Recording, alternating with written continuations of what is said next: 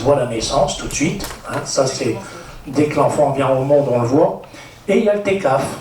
Le TCAF, on s'en aperçoit 6, 7, 8 ans après. Et comme vous le soulignez, docteur, effectivement, on le voit trop tard. Hein. Le diagnostic, il faut qu'il soit très très vite installé, sinon, eh ben, on va dire cet enfant c'est un autiste, alors que c'est pas du tout un autiste, c'est tout simplement un CCAP. C'est vraiment d'où l'importance de faire durer le suivi quand on sait qu'il y a une alcoolisation. Moi j'ai 2 cas de maman où quand on en avait parlé et tout, et à la naissance il n'y avait pas de SAF visible, et à partir de là, eh ben, on n'a plus réussi à travailler ensemble, alors qu'on savait qu'il y aurait des conséquences après quand même. Mais dès que c'est pas visible, à la limite quand c'est visible, eh ben, on fait du meilleur travail après, quoi, dans la prise en charge. Mais c'est vraiment très très important le suivi à long terme de ces enfants. Avec des équipes de pédiatres derrière, d'orientation sur le CAMS et tout ça, c'est vraiment très très important. Oui, ça marche. Oui, bien sûr, ça marche aussi. Il y a d'excellents matériels ici. Dominique, président d'Alcool Assistance, donc de l'Aisne. Et comment faire effectivement pour éviter ces 8000 bébés qui n'est qu'une estimation, je pense, parce qu'on peut, comme vous venez de le dire, docteur, et je connais un cas, détecter des fois à l'âge de 16, 17, 18 ans que en fait les problématiques, notamment cérébrales et je dirais cognitives, qu'un jeune sont liées en fait à une alcoolisation de la mère 17 ans ou 18 ans auparavant. Donc les chiffres, ce sont des estimations, et le département de l'Aisne ayant un des tristes privilèges d'être un des plus gros, je crois qu'on est 2e maintenant au classement des départements en termes de consommation d'alcool et de conduite addictive, d'une manière plus générale. Donc comment faire?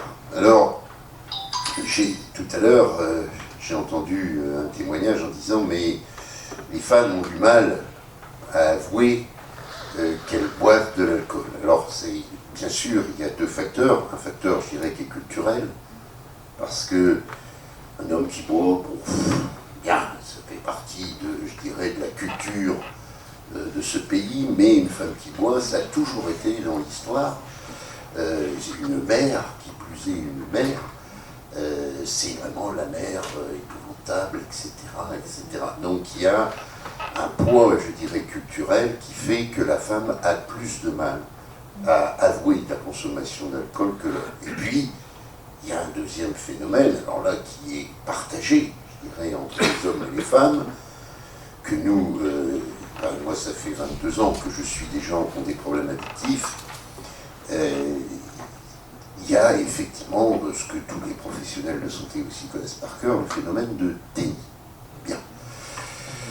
Plus ou moins marqué, plus ou moins violent, mais qui existe toujours. Alors je sais de quoi je parle, parce que moi quand j'étais jeune, parce que je suis un malade alcoolique, jusqu'à l'âge de 40 ans, je m'en suis sorti à l'âge de 40 ans, mais avant 40 ans, j'étais dans le déni, que les choses soient claires. Donc je sais très bien ce que c'est que ce phénomène-là, qui est un phénomène de minimisation, voire mais non, mais non, mais non, mais non. Et puis je connais plein de gens qui boivent plus que moi. Hein. Bon, donc voilà. Donc on connaît ça par cœur. Alors, comment sort-on du déni? C'est une vaste question, mais je pourrais en parler pendant des heures. Mais je dirais, d'une certaine manière, parce que le docteur parlait de récompense, de plaisir, quand l'alcool commence à avoir des effets délétères qui fait que le plaisir devient moins intense. Ça, c'est la première chose. Et puis la deuxième chose, arriver à un certain âge, c'est pour ça que moi je dis toujours qu'en addictologie, on est jeune jusqu'à 45 ans, hein, et on est très très jeune, au moins de 30 ans. Bon. Donc, si vous voulez, le déni, on va en sortir quand on va s'apercevoir que tout se délite, quand on est au fond du trou, et puis qu'il y a une question tout simplement existentielle, et maintenant, si je continue comme ça, eh ben, je vais au mieux devenir clochard, au pire je finirai en tôle, ou au pire entre 4 planches. Voilà. Et c'est cette interrogation existentielle qui va faire que la personne va rentrer dans une démarche de soins ou pas. Alors pour les femmes enceintes, pour revenir à notre problème, c'est les femmes jeunes, par définition, je dirais, sur qui pèse effectivement un tabou très fort, parce que l'alcoolisme féminin, surtout d'une mère, c'est quelque chose de culturellement condamnable et condamné dans notre société. Moi, je crois que tout va se jouer dans l'information. Je parlais tout à l'heure, pour se sortir du déni, pour se sortir d'une addiction, finalement, il faut avoir envie de vivre. C'est le fond du problème.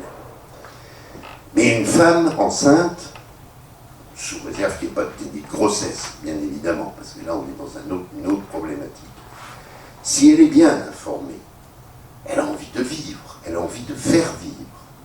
Si vous, je pense, et c'est le défaut d'information, de dire, interroger quelqu'un sur sa consommation d'alcool, moi je ne le fais pas trop, parce que je le vois, celui qui a des problèmes d'alcool, une femme, ça se voit physiquement d'ailleurs, plus que presque chez un homme.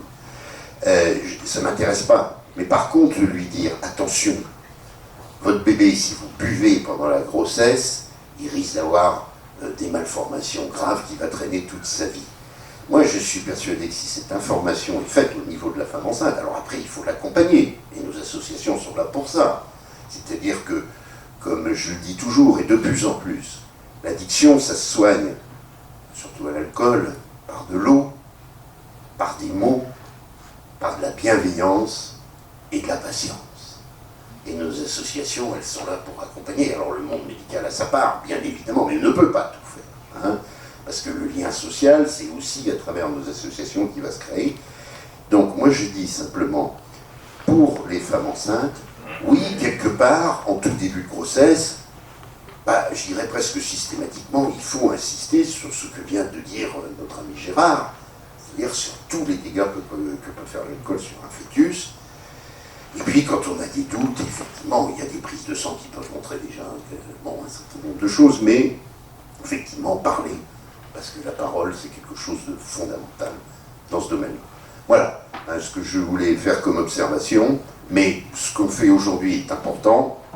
C'est vrai que c'est très peu médiatisé, en tout cas pas assez. On parle beaucoup du tabac, beaucoup, et l'alcool quand même beaucoup moins. Hein, voilà. Oui, Madame le maire le disait tout à l'heure, ce qui serait intéressant, c'est d'aller faire de la prévention dans les collèges. Moi, j'irai un petit peu plus loin que ça dans le SAF. Alors, je suis utopique, mais moi, tout le monde sait que je suis un utopique. L'idée, c'est la maman amène sa fille chez le médecin, parce qu'elle a 14, 15 ans, et elle veut la pilule. Là, le médecin devrait avoir le réflexe. Elle veut la pilule, donc un jour, elle sera maman. Et là, déjà, l'informer sur le SAF. À 14-15 ans, on reçoit des messages et on les conserve. Et quelques années plus tard, bon, on en remet une couche, hein, bien sûr, à chaque fois régulièrement. Mais déjà, je pense que très très jeune, il faut leur passer le message. Alors je sais que c'est utopique. Pourquoi c'est utopique? De quoi? Comment? Pourquoi c'est utopique? Parce que je ne sais pas si ça arrivera un jour, j'espère. Je pense aux écoles, mais je pense aussi au collège et au lycée aussi. Oui, bien sûr, au collège, au lycée. Bien sûr. Pourquoi c'est utopique? Non, ce que je dis, c'est que le médecin en parle à une gamine de 14 ans. C'est utopique parce que c'est pas facile. Mais même, je pense que l'école primaire marche très bien faire des informations sur les écoles primaires, ils sont très très réceptifs. Ah, ils sont Au plus... niveau de l'adolescence, beaucoup moins. Oui, plus ils sont jeunes, plus ils sont réceptifs. Alors, si je peux me permettre, au niveau de la prévention, alors pour le coup, pas forcément sur le SAF spécifique, parce qu'en école primaire, on ne va pas forcément parler des malformations d'un enfant. Non, mais on peut parler de l'alcool. Mais par contre, on va parler au niveau de la prévention on va travailler pour nous l'AMPA avec les écoles primaires, avec les collèges, sur tout ce qui va être la prévention travailler les facteurs protecteurs et tout ce qui est les compétences psychosociales afin d'améliorer et d'éviter que l'enfant en grandissant qu'il puisse avoir développé toutes les clés nécessaires pour éviter de tomber dans l'addiction après. Évidemment, l'adolescent va prendre un risque, mais c'est la définition de l'adolescence, c'est la prise de risque. Il va prendre un risque en roulant sans casque sur son scooter, comme il va prendre le risque en se mettant la tête à l'envers un samedi soir avec ses copains. Ça fait partie du développement aussi de l'enfant, de l'adolescent. Tant que ça reste exceptionnel et qu'on n'arrive pas dans une habitude, dans une régularité, chez l'adolescent, il faut également quand même se questionner après sur la consommation d'alcool, sur l'environnement. Pourquoi il a bu? Pour faire comme les copains? Dans quelles conditions? Seul? En groupe? Donc voilà. Tout ça, c'est ce qui va aussi être des facteurs de prévention par rapport au SAF chez les jeunes enfants. Chez les jeunes enfants et chez les adolescents et adolescentes qui auront entendu un message. Nous, ce sont les messages et les domaines de compétences que nous travaillons avec les professionnels de l'éducation nationale, des centres sociaux, etc. au niveau de l'AMPA. J'avais une question. Par exemple, au niveau du programme de l'AMPA, la Haute Autorité de Santé, donc